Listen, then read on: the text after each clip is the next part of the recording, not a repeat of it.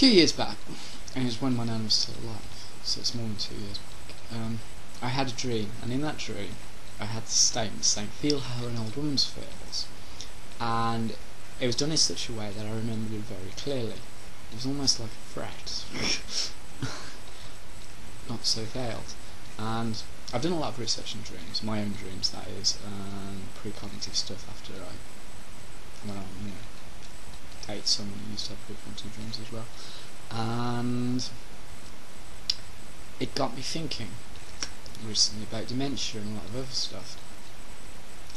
And I've listed a lot of names at the start of this video, which you'd be well advised to look up, because let's just say the atheist community kind of plays on fear and stuff, and seems to be anti anything spiritual, and they kind of stamp down on it. They prefer to prey on the weak and the few, and get as much money in as they can out of healing, which means they generally don't like faith healers and other people of that nature. It's days, when I was young, I started out being very in favour of the medical industry and high tech. These days I wouldn't touch them with a 10-foot barge pole, if only because of my own spiritual experiences. And while I have done Reiki and other courses, see people breaking to tears and that, which is a lot of psychology and that, I'm taking a leap of faith at the times when it comes to mind over matter, desire to heal oneself. However, when you start trying to go near certain knowledge and that, you become aware at times of kind of an emotional wall, a kind of fear trying to scare you off it and that. And every time I try and go anywhere near schizophrenia or the medical industry, I kind of end up hitting this emotional wall and this emotional block. When I try and phrase things, phrase things in my mind, and it's like, this is not good at all, because one of these days I'm going to have to just dive in there and rip the fuckers apart.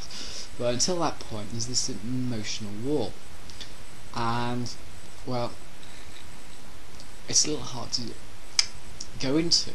But let's just say, when I was reading one of their articles, as I started reading it, this kind of ESP sickness kind of came down, filled on my brain and stuff, and if I didn't know what was going on, I would think perhaps that I was ill.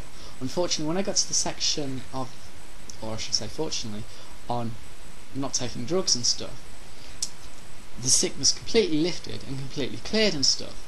And it's like, which is one of the reasons I know it's put on. If you get this kind of spiritual effect, a lot of times you suddenly become more aware of it, and it's kind of why you kind of jump camps and that.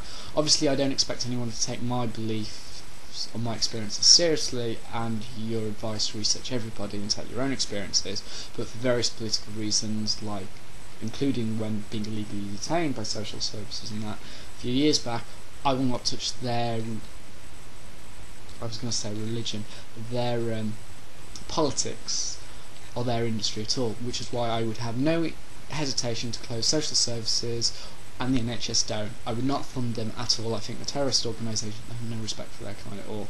But then I would say that because I'm psychic, and they don't seem to have any respect for us either. And they kind of try and scare people with, mental illness tags.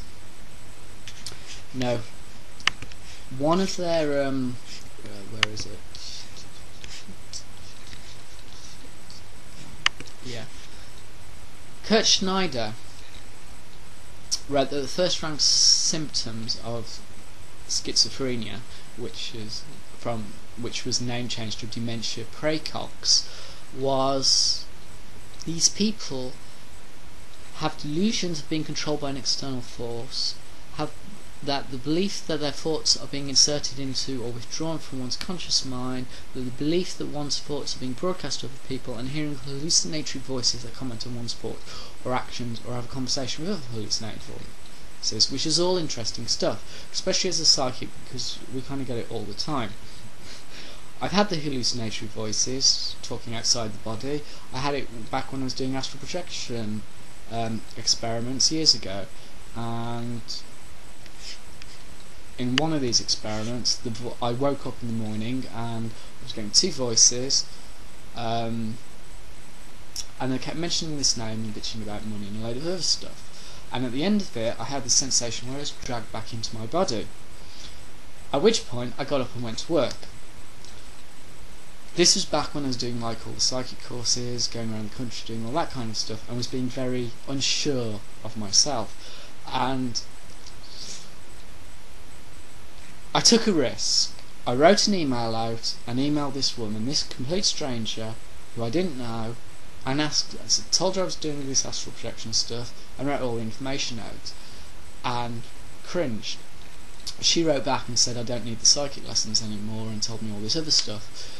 And to cut long story short, I'm glad I mentioned something and I got the confirmation, but I took an awfully big risk because I was an IT contractor working for the banks at the time, and it's not the type of thing that you speak about openly in public. In fact, if you speak about this kind of thing with, say, family and friends, depending on their background, you could end up in the loony bin, which is what happened to me. And it's not a very pleasant experience because they're anti the psychic side. No, getting back to this, I don't believe. What was the list again? Too many windows open.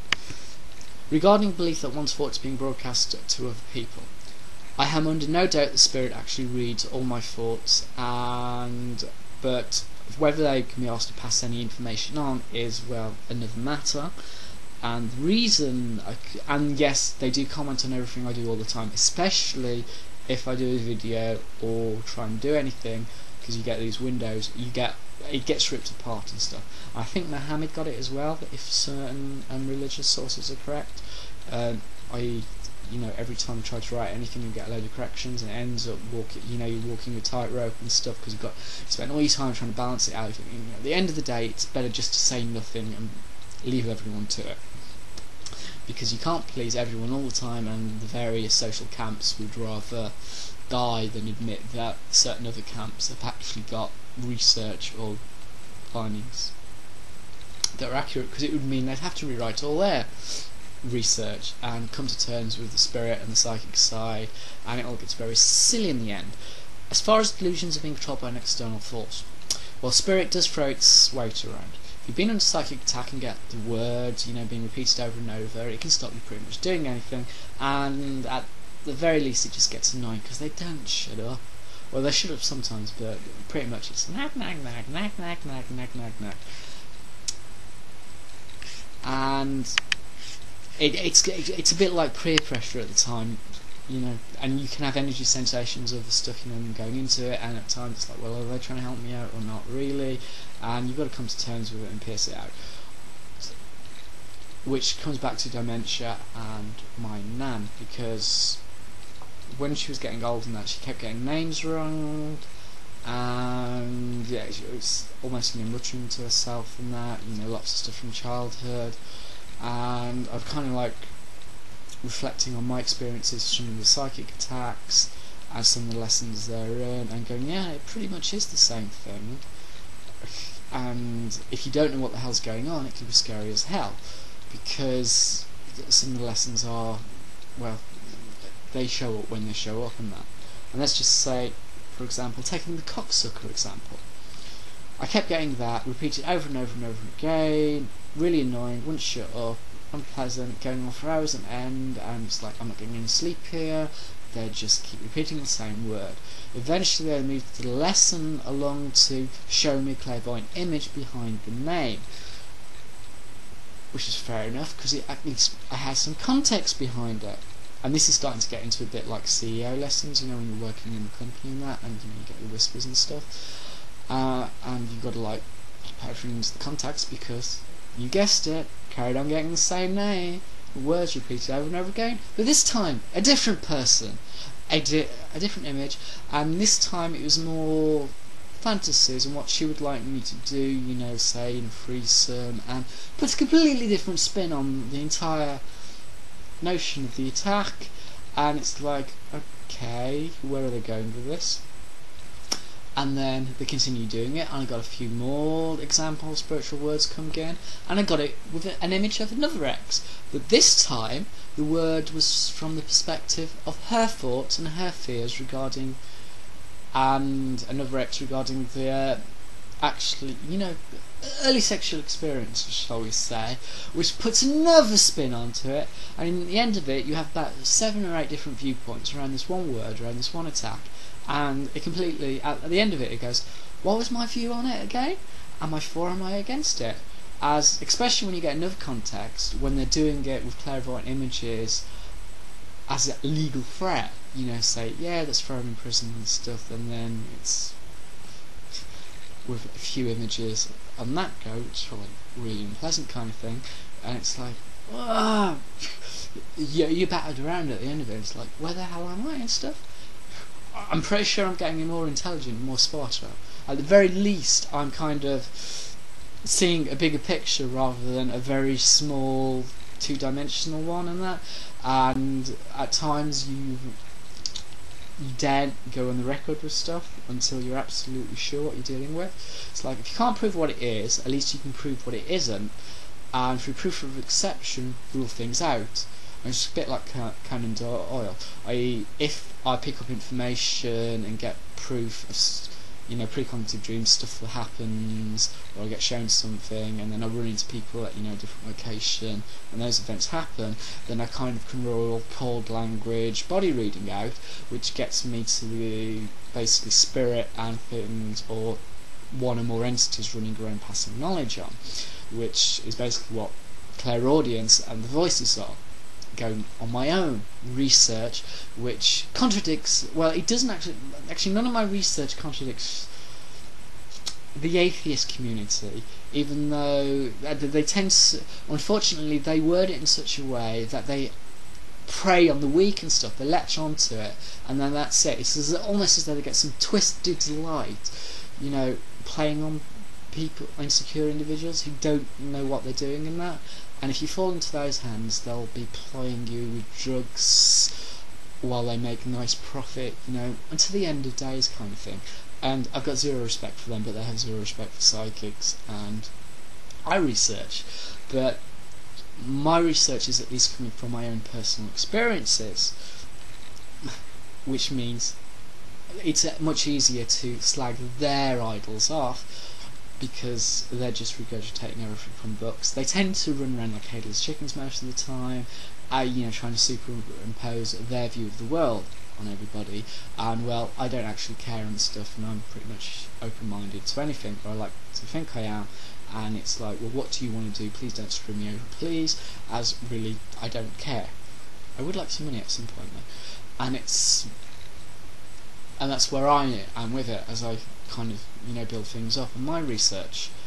And there are times, say doing sex magic, rituals and that spirits sometimes used to go into me with a contradictory idea, or even put names in my head and stuff. Say I was fantasizing about one woman, put a different name in, that can completely throw you out. You can get a load of fears, regurgitation, and it's not a good experience at all. And it's like, and it suddenly occurred to me, looking at my nan, when she used to get names from and stuff, spirit can occasionally come out with a word so strongly that you can actually come out with it yourself, and that. It's almost like, yeah, maybe it is pretty much the same thing, and it's kind of, you have to know your own mind, and it's kind of sidestepping it and stuff. And I've had images at one point, of arrow going to my knees and stuff, and yes, if I didn't know what was going on, there are times I could drop to my knees and start praying, for forgiveness, like some of the religions do. But like 300 and that, it's like, I'm sorry, I'm not gonna do that. I know you're pretty impressive with some of your power tricks, but it's like, I don't care. So I'm going to ignore you and do my own thing anyway. And just, try and relax into a lot of the stuff, get rid of the emotion and that. While at the same time, hoping that something will show up and give me money at some point. Please, if that's not too much trouble. So it's kind of a love-hate relationship I'm developing with the spirit world, as I'm aware that my actions can do stuff, and yet it's you've got kind of this peer pressure thing at times with them, trying to stop you doing anything practical and then backing off, and it kind of, you end up in a position where you're looking at all the helpless chickens, the muggles of the world, running around trying to impose, pull people down to their level, and you go, yes, I'm going to ignore everyone and just meditate for the end of days, because it's so not worth getting into it, because they'll only rip you apart. Why should I even bother trying to share knowledge? Really? Come on.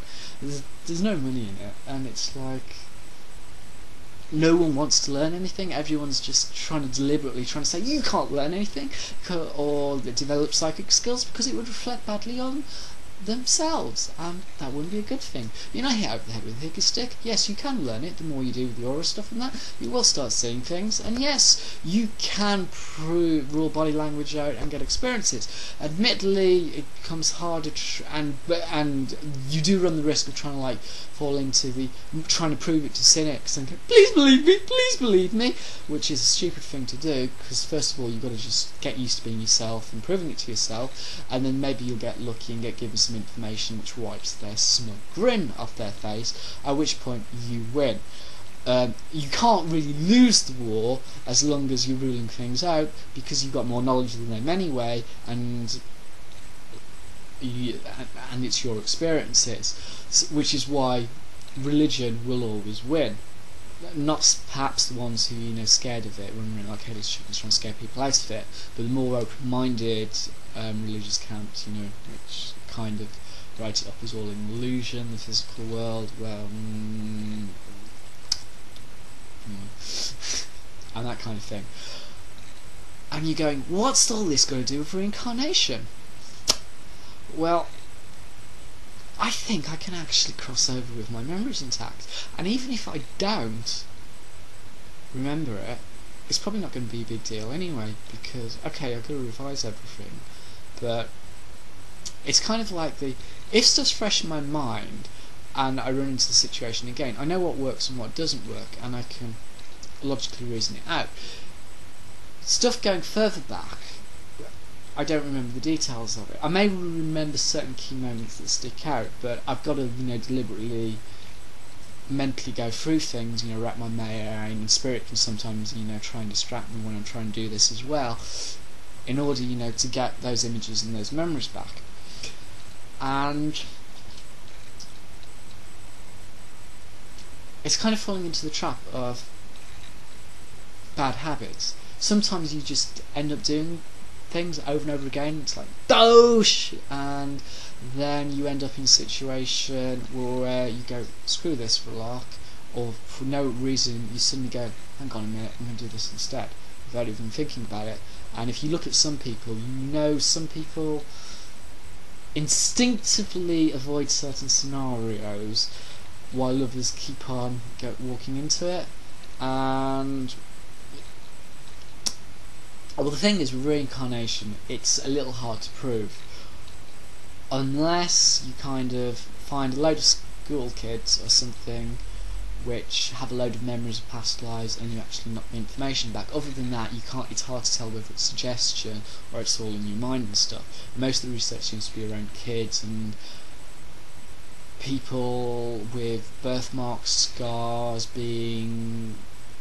resembling, past lives and the incidents they're recalling, from that, and things like handwriting analysis, matching, the kid who died in another village and stuff, and you always get the odd story of,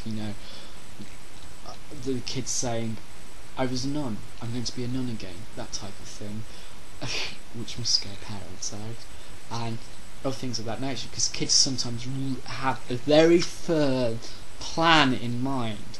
They may lose that plan, get disgruntled with it, give up, later on in life, but at times they hit the ground running and just go with it. And it's like, how quickly can I relearn things? And am I learning it for the first time? When people, naturally good at certain skill sets. And it's like, the arguments cancel out above and all. This video's gone on way too long, but it's like, I could feel like could actually carry knowledge over this time, which should be really, really cool. Hey, maybe not, but even so, this could get interesting, or at least fun, because it's my creative mind. But anyway, I hope some of this makes sense. If not, meh, I tried.